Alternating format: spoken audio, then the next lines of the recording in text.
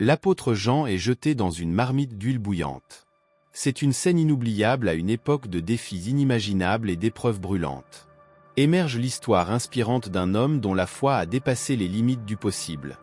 Imagine être témoin de miracles divins, marcher aux côtés du Christ lui-même, et face à un danger mortel, se retrouver entouré d'une force inexplicable qui défie la mort elle-même.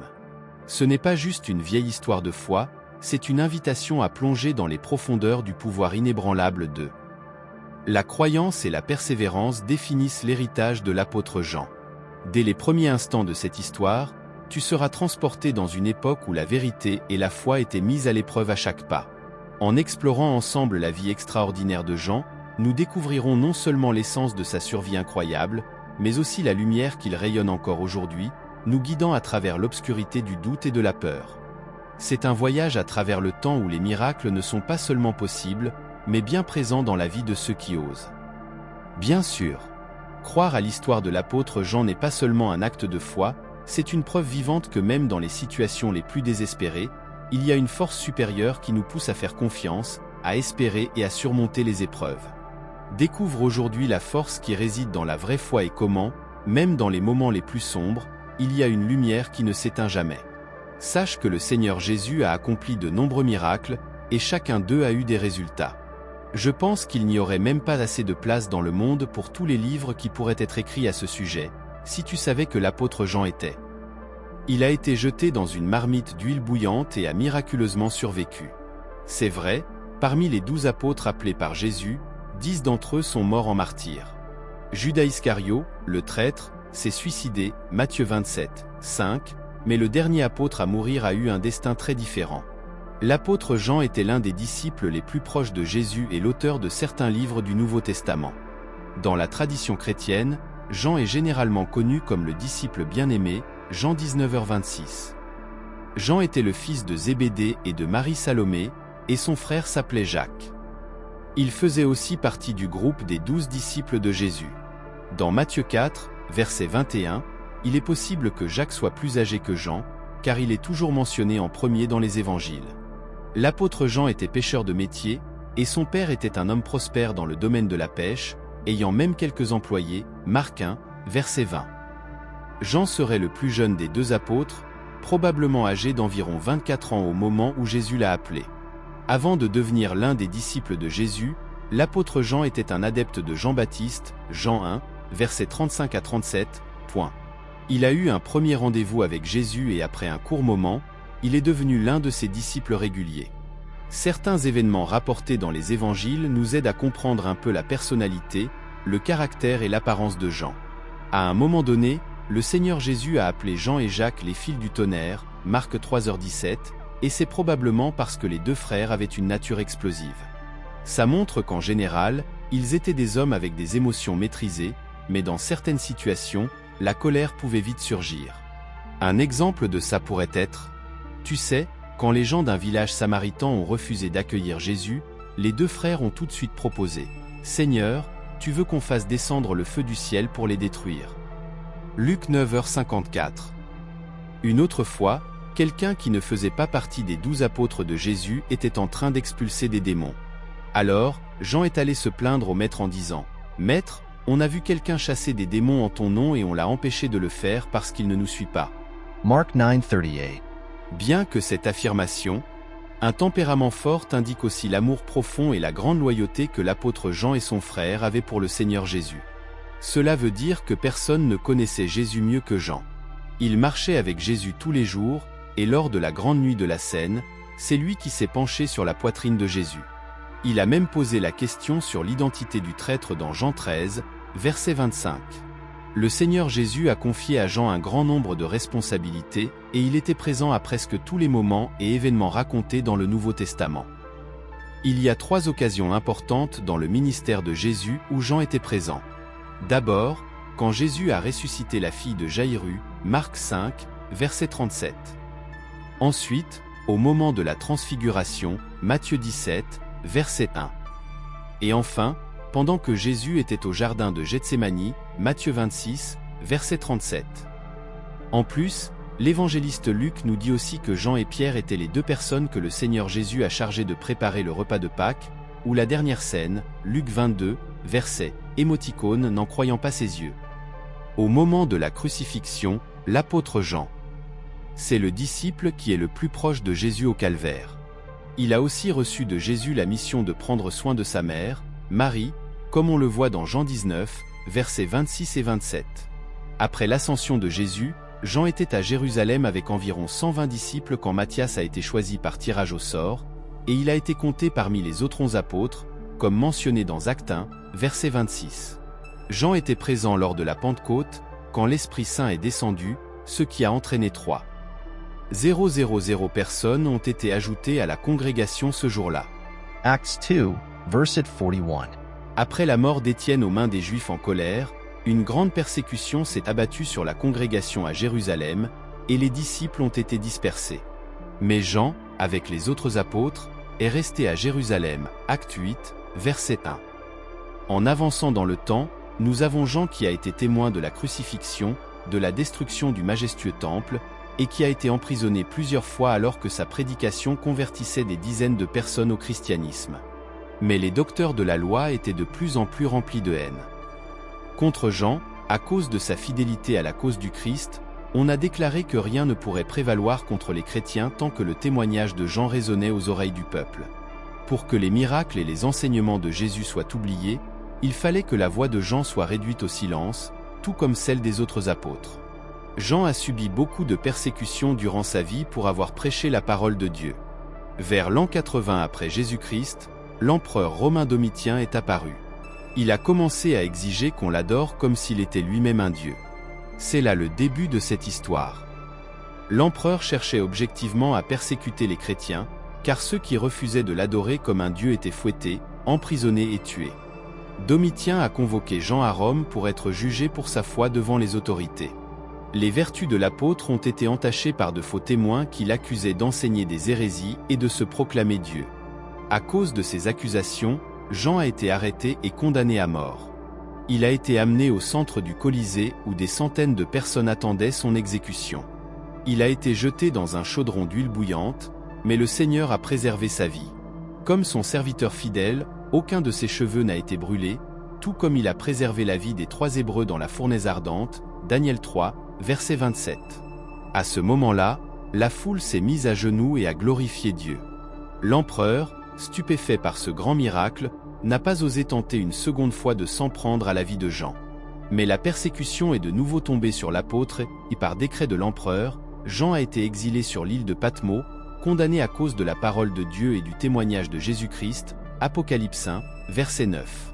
Certains historiens soutiennent Patmos était une île-prison sous le contrôle de l'Empire romain, et seuls les prisonniers les plus dangereux y étaient envoyés.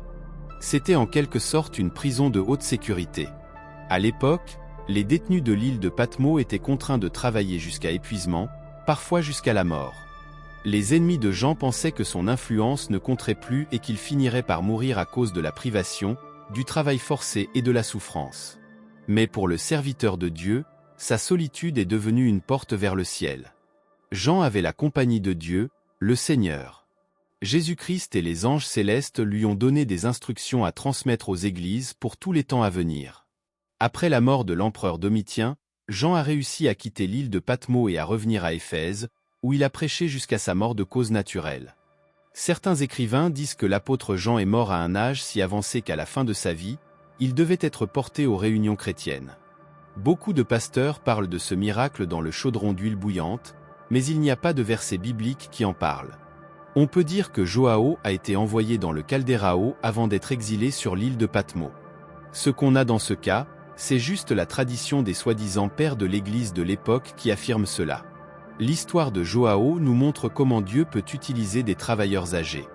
Joao a été exilé sur l'île de Patmos alors que beaucoup le considéraient comme un vieux brisé, pensant que son temps de service pour le royaume de Dieu était passé. Même s'il était écarté de sa vie quotidienne, il n'a pas cessé de témoigner de la vérité. Même à Patmos, il s'est fait des amis, et surtout, il a continué à être un témoin.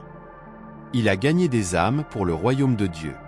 La survie miraculeuse de l'apôtre Jean explore l'intervention remarquable de Dieu envers ceux qui lui appartiennent. Jean a été jeté dans une chaudière d'huile bouillante, mais il est ressorti indemne grâce à une intervention divine. L'histoire se déroule dans le contexte biblique, mettant en lumière le rôle significatif de Jean en tant qu'un des disciples les plus proches de Jésus et son engagement durable envers la foi chrétienne. Jean 13, versets 23 à 25 parle de son identité et de son rôle. Jean, connu comme le disciple bien-aimé, était l'un des compagnons. Mais proche de Jésus et auteur de plusieurs livres du Nouveau Testament, y compris l'Évangile de Jean, 3 épîtres et l'Apocalypse. Sa dévotion inébranlable à Christ et sa compréhension profonde des enseignements de Jésus ont façonné son identité comme une figure marquante de la communauté chrétienne primitive. Selon la tradition, il aurait fait face à des persécutions sous l'ordre de l'empereur romain et aurait été condamné à mort en étant plongé dans de l'huile bouillante. Pourtant, miraculeusement, il en est sorti indemne, prouvant ainsi une protection divine a été accordée à lui, un peu comme celle de Sadraque, Méchak et Abednego dans la fournaise ardente, comme on le voit dans Daniel 3, versets 16 à 28. Cette intervention divine souligne la croyance en un soutien venant de Dieu, puisque la survie de Jean est attribuée à un miracle. Cela met en avant le thème biblique des délivrances extraordinaires. Après sa survie miraculeuse, Jean a été exilé sur l'île de Patmos, où il a reçu des révélations divines et a continué à propager le message du christianisme. Voici une traduction en français courant et authentique. La mort de Jean dans Apocalypse 1, versets 9 à 11, illustre le thème de la survie miraculeuse de l'apôtre Jean, qui incarne la foi durable et la protection divine qui ont marqué les premiers martyrs chrétiens.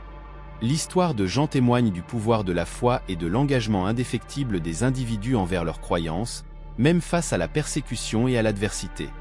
À travers son parcours remarquable, Jean inspire les croyants à faire confiance à la providence de Dieu et à rester fermes dans leur dévotion à la foi chrétienne. En conclusion de notre exploration de la vie miraculeuse de Jean, souvenons-nous du pouvoir durable de la foi et de la providence de Dieu face à l'adversité. L'histoire de Jean est comme un phare d'espoir, nous inspirant à faire confiance à la protection infaillible et à l'orientation du Seigneur, même dans les circonstances les plus effrayantes.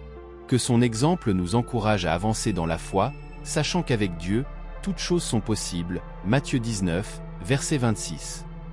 En réfléchissant à la vie et à la survie miraculeuse de l'apôtre Jean, nous sommes profondément touchés par la manifestation de la grâce et de la puissance de Dieu. Dans la vie de ceux qui le suivent fidèlement, le parcours de Jean est jalonné d'épreuves, de miracles et d'une foi inébranlable. Cela n'éclaire pas seulement le chemin de ceux qui cherchent à vivre selon la volonté divine, mais ça nous inspire aussi à rester fermes dans notre foi malgré les difficultés. Dans Hébreux 11, verset 1, on nous rappelle que la foi est la certitude des choses qu'on espère et la preuve de celles qu'on ne voit pas. La vie de l'apôtre Jean illustre cette vérité, montrant comment une foi inébranlable en Dieu peut nous porter à travers les épreuves les plus difficiles. Intacte et encore plus renforcée dans notre esprit. Romains 8, verset 37 nous assure qu'en toutes ces choses, nous sommes plus que vainqueurs par celui qui nous a aimés. L'histoire de Jean est un puissant témoignage de cette promesse, montrant que même face à la persécution et à la mort imminente, la protection et l'amour de Dieu nous entourent, transformant nos plus grands défis en victoire spirituelle. Dans Jacques 1, verset 12, il est dit « Heureux l'homme qui endure l'épreuve, car après avoir été éprouvé, il recevra la couronne de la vie que le Seigneur a promise à ceux qui l'aiment. » Le courage et la persévérance de Joao face aux épreuves sont un rappel vibrant de cette promesse divine qui nous encourage à endurer avec patience et foi, sachant que nos souffrances actuelles ne sont que le prélude à une éternité glorieuse aux côtés de notre Père Céleste. Dans 2 Corinthiens 4, versets 8 et 9, Paul écrit « Nous sommes affligés de toutes parts, mais non écrasés, perplexes, mais non désespérés, persécutés, mais non abandonnés, abattus, mais non détruits. » Ce verset résonne vraiment à travers l'expérience de Joao, nous rappelant, bien que nous puissions traverser des épreuves dans ce monde, la présence constante de Dieu nous offre force, réconfort et la certitude que nous ne sommes jamais seuls. Aujourd'hui, nous sommes invités à réfléchir sur notre propre chemin spirituel, en reconnaissant que la véritable force ne vient pas de nos capacités humaines, mais de notre capacité à nous soumettre à la volonté de Dieu, en lui faisant pleinement confiance pour son orientation et sa protection. Que la vie de Jean nous inspire chacun d'entre nous à avancer avec foi, courage et amour, en gardant les yeux fixés sur la promesse de notre future glorification avec le Christ, que nous puissions, comme Jean, témoigner de la bonté et de la puissance de Dieu dans nos vies, devenant des phares d'espoir et de vérité dans un monde assoiffé de rédemption.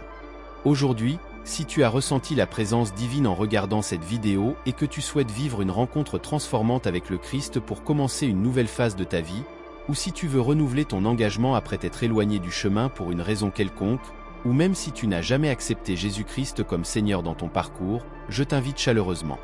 Si tu veux accepter le Christ, laisse ton commentaire en bas en disant « Je t'accepte, Seigneur Jésus, comme mon seul et unique Seigneur et Sauveur de ma vie. » À bientôt.